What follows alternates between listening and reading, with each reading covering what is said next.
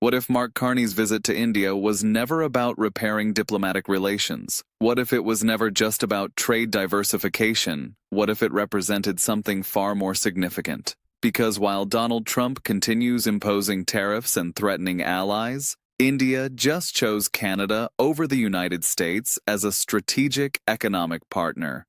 And that choice reveals a fundamental shift in global power dynamics. This is no longer about routine diplomacy. This is about which leader the world trusts to build stable partnerships in an unstable era. Mark Carney arrived in India on Friday for what officials describe as a potentially history-making visit. He met with Prime Minister Narendra Modi in New Delhi and announced progress toward a comprehensive economic partnership covering critical minerals, nuclear energy, liquefied natural gas, artificial intelligence, and defense innovation.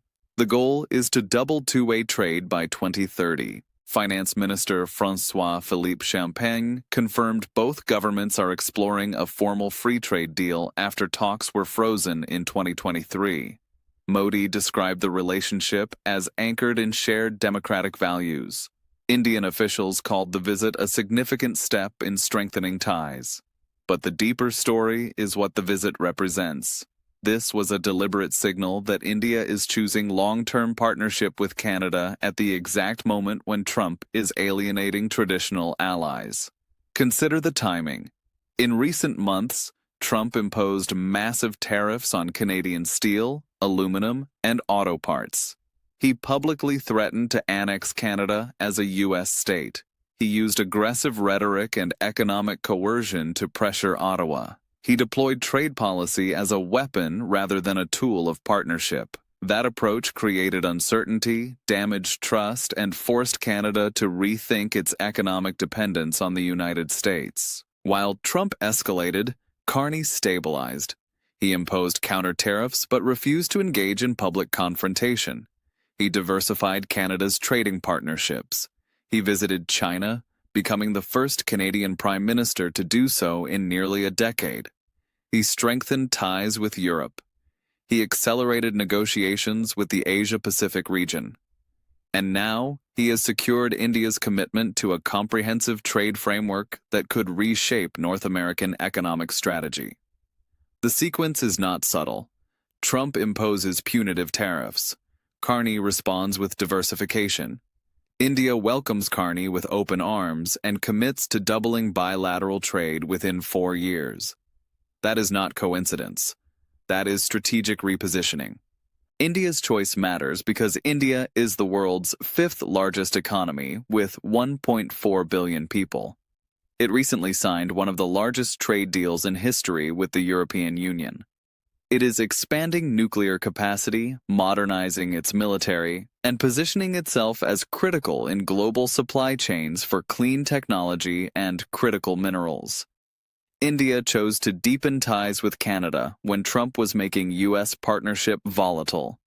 Modi met with Carney 3 times since last June. He publicly praised the relationship. He committed to finishing trade negotiations by the end of the year. Why would India do that? Because stability matters more than proximity. India watched Trump weaponize tariffs against allies. It watched him impose economic coercion on neighbors. It saw the chaos of his approach to international relations, and it concluded that Canada, under Carney's leadership, offers something Trump cannot: predictability, respect for agreements, and long-term strategic thinking. This shift has real consequences for Trump. For decades, the United States has been the dominant trade partner for both Canada and India. American influence in the Indo-Pacific has been built on economic engagement and security cooperation. But Trump's aggressive unilateralism is eroding that influence. When India chooses to accelerate trade talks with Canada rather than wait for stability in Washington, that is a signal. When Modi praises Carney's pragmatic realism while Trump threatens annexation, that is a judgment. The economic stakes are substantial. Canada sends over 75% of exports to the United States. Carney has pledged to diversify trading partners and reduce that vulnerability. India fits directly into that strategy. Canada has uranium, critical minerals, oil, and natural gas. India needs those resources for economic expansion and energy transition. Canada is a reliable supplier with no geopolitical strings. That trust is now a competitive advantage. The nuclear partnership is particularly significant. India is expanding nuclear capacity to meet energy demand while reducing emissions. Canada is the most reliable uranium supplier with expertise in small modular reactors. That creates infrastructure dependence lasting decades. Critical minerals represent another layer of alignment. Both countries want to reduce dependence on China for rare earths and battery materials. Canada has lithium, cobalt, and nickel reserves. India has advanced clean technology manufacturing. A partnership creates supply chain resilience neither can achieve alone. What makes this damaging for Trump is that his approach is driving allies toward alternative partnerships. Canada is building options welcomed by major economies that see opportunity in Trump's chaos. European leaders have expressed frustration. Asian economies are diversifying supply chains. Middle powers are forming coalitions that do not require American approval. Trump relies on dominance. Carney builds partnerships. Trump demands compliance. Carney offers mutual benefit. The global response reveals which approach commands respect. During his visit, Carney addressed the breakdown of the rules-based international order. He described a more volatile global era where great powers use economic coercion to bully smaller countries. He did not name Trump explicitly. He did not need to. The audience understood exactly who he was describing, and they understood that Canada was positioning itself as an alternative to that coercion. Carney also articulated a vision of values-based realism.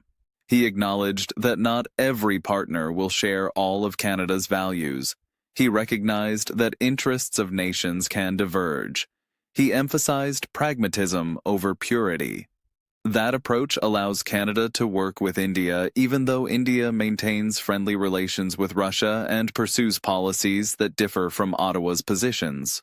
Trump, by contrast, has treated disagreement as betrayal and used threats to enforce alignment. That difference in diplomatic philosophy is now producing different outcomes. The visit also resolved lingering tensions. In 2023, former Prime Minister Justin Trudeau accused India of orchestrating the killing of a Canadian Sikh activist. That sent diplomatic relations into freefall. But Carney reset the tone after taking office. He invited Modi to the G7 summit last June, replaced envoys, and signaled readiness to move forward. Indian officials praised Carney's pragmatic approach and noted the contrast with Trudeau's confrontational style. Canadian officials downplayed transnational repression concerns ahead of the visit. That reset happened because Carney prioritized strategic interests over symbolic confrontation. Trump continues treating allies as adversaries. He imposed tariffs on Canada, Mexico, and the European Union. He threatened to withdraw from NATO. He questioned alliances that do not deliver immediate transactional benefits. That approach erodes international influence. The broader geopolitical context matters. Trump returned to office in January 2025 and immediately launched a trade war. He imposed tariffs, withdrew from agreements, and pursued America First policies that alienated partners. He framed this as restoring American strength. The result has been isolation. Carney spent the past year building coalitions. He strengthened ties with Europe, repaired relations with China, and deepened Indo-Pacific partnerships. He positioned Canada as a reliable middle power that bridges divides. That positioning is now paying dividends. India's embrace of Canada is part of a larger pattern. Countries are hedging against American volatility, building partnerships that reduce dependence on Washington, and forming trade blocs that operate independently of American approval. America is losing influence because Trump has made partnership unpredictable and costly. For Carney, the India visit represents validation. He argued Canada needed to diversify. Critics warned against alienating Washington. But Carney moved forward. Now major economies are choosing Canada as a preferred partner. The visit also sends a message to Canadian voters. Carney faced criticism for being too cautious with Trump, but he maintained discipline, focused on building alternatives rather than escalating conflicts. The India partnership demonstrates his approach is working.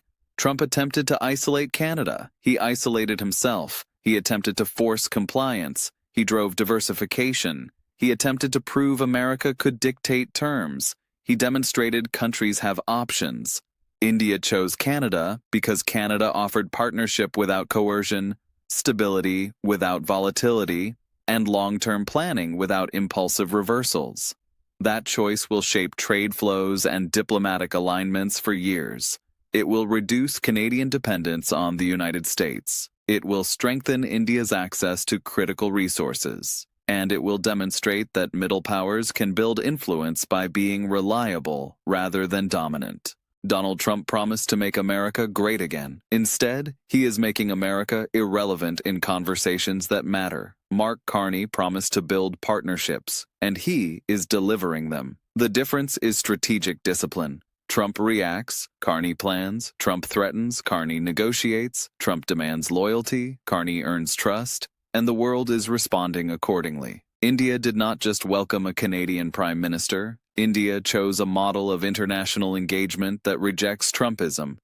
That choice is a verdict, and it is a verdict that will reverberate far beyond trade statistics. If you value serious geopolitical analysis and understand that power is shifting, subscribe to Canada Today. We track real influence, not just rhetoric. Because sometimes the most important story is not who makes the most noise, it is who builds the most lasting partnerships.